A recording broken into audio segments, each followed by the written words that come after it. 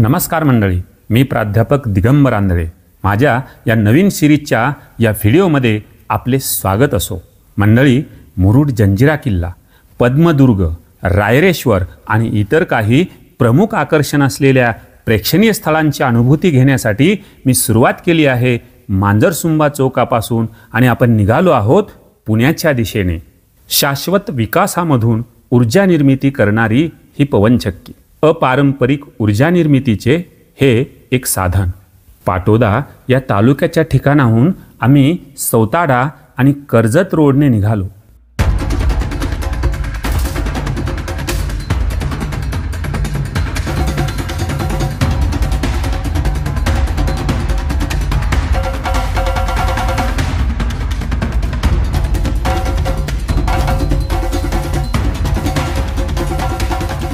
कर्जतकडे जाणाऱ्या रस्त्यालगत रब्बीचा हंगाम ऐन भरात आलेला दिसला.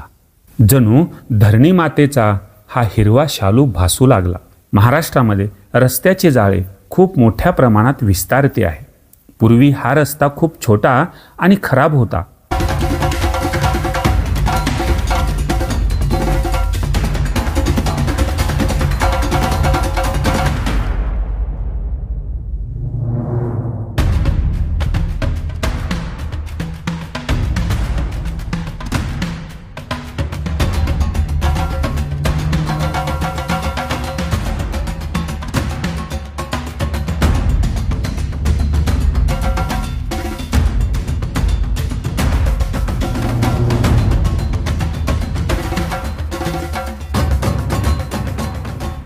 अरणगाव, अहिल्यानगर, कामरगाव आणि पुढे रांजणगावच्या गणपतीला दुरूनच कर जोडून आम्ही पुढे निघालो.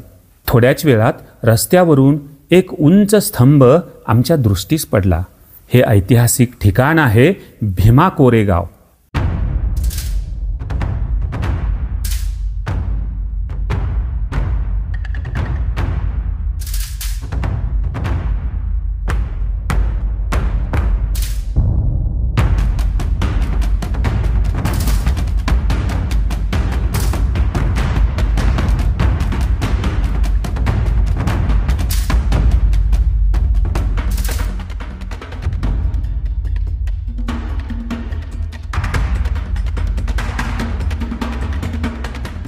काही वर्षापूर्वी इथे झालेल्या वादामुळे या ठिकाणी 24 तास पोलीस संरक्षण असल्याचे दिसले. 75 फूट उंच असलेला हा विजयस्तंभ आणि 200 वर्षापूर्वीच्या शौर्याचा हा इतिहास. 1 जानेवारी 1818 रोजी ब्रिटिश आणि पेशवे यांच्यामध्ये भीमा नदीच्या तीरी लढाई झाली. ब्रिटिशांचे 834 सैनिक, ज्यात बॉम्बे नेटिव्ह लाईट इन्फेंट्रीचे 500 महार समाजाचे सैनिक तर पेशव्यांचे 28,000 सैनिक होते. दिवसभर दोन्ही सैन्यांमध्ये घनघोर लढाई झाली. पेशव्यांच्या सैन्याने शेवटी माघार घेतली. पेशव्यांची राजवट संपली आणि ब्रिटिश ईस्ट इंडिया कंपनीची राजवट भारतभर पसरली.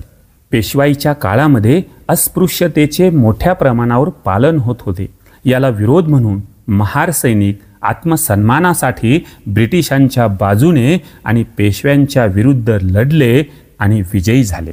भीमा कोरेगावच्या युद्धानंतर ब्रिटिशांनी सैनिकांच्या स्मरणार्थ भीमा नदीच्या काठी 75 फूट उंच हा विजयस्तंभ उभारून त्यावर शहीद सैनिकांची आणि जखमी सैनिकांची नावे कोरली.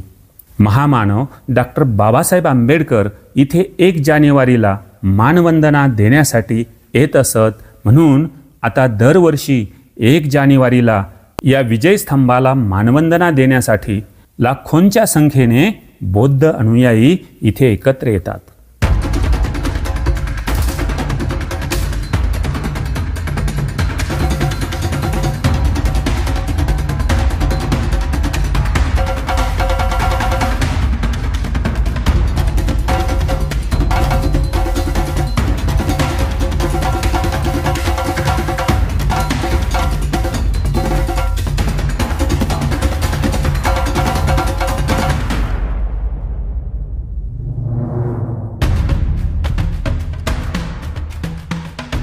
मंडळी, टोलेजंग इमारती, मोठमोठ्या कंपन्या प्रचंड ट्रॉफिक हे वाघोलीपासूनच आपणास अनुभवायला मिळते आणि अधूनमधून विमाने आकाशामध्ये घिरट्या घालताना दिसू लागतात.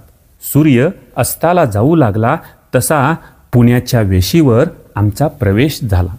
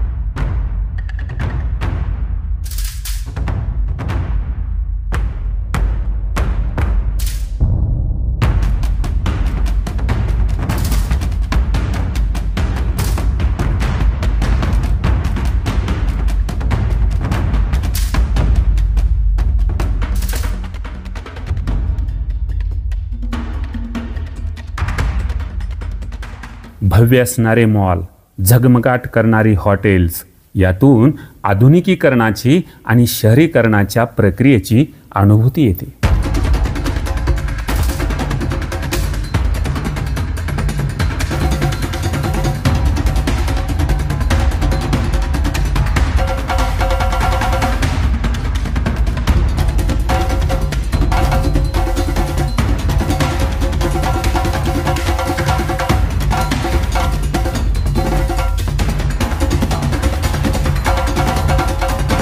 मुळशीकडे जाण्यासाठी आम्ही खराडी बायपासने निघालो.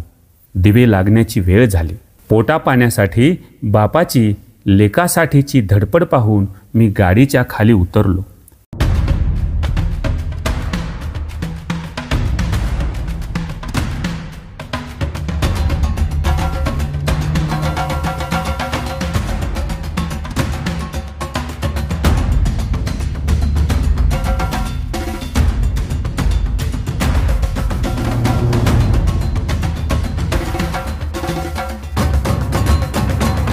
पुणे तिथे काय उणे याचीच अनुभूती इथे क्षणोक्षणी येते.